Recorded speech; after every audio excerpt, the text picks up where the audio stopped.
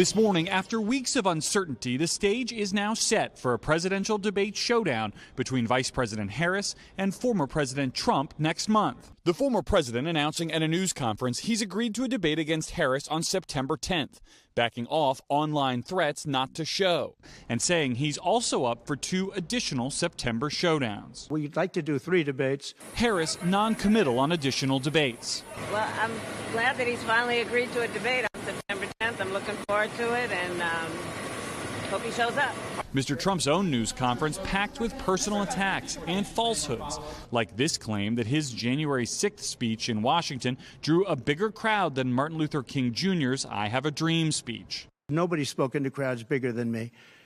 If you look at Martin Luther King, when he did his speech, his great speech, and you look at ours, same real estate, same everything, same number of people, if not, we had more. This as polls show the race tightening nationwide. To what do you attribute her rising in the polls? She's a woman. She represents certain groups of people.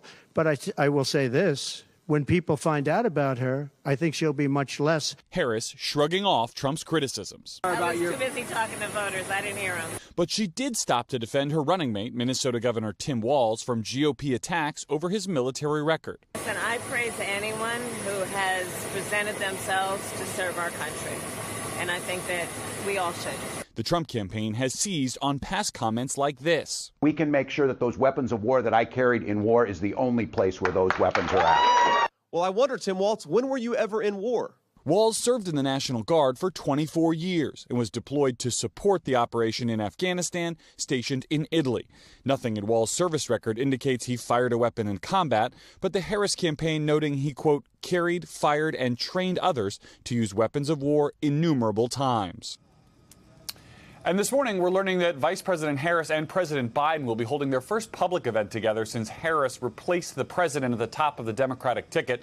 The White House says the two will appear at an event in Maryland next Thursday, focusing on lowering costs. And, Savannah, one other sort of news thread to follow from that press conference yesterday, Donald Trump continuing to play down the issue of abortion, saying he doesn't think it'll be a big factor in November, and claiming, as he's done many times, that the majority of Americans supported the overturning of Roe v. Wade. That's something the polling says he's just wrong about. He also suggested that he would be open to banning the use of mifepristone. That's the key drug used in a medication abortion. That answer already drawing a lot of attention from abortion rights groups as well as from the Harris campaign. Savannah? All right, Garrett. Hey, thank you very much.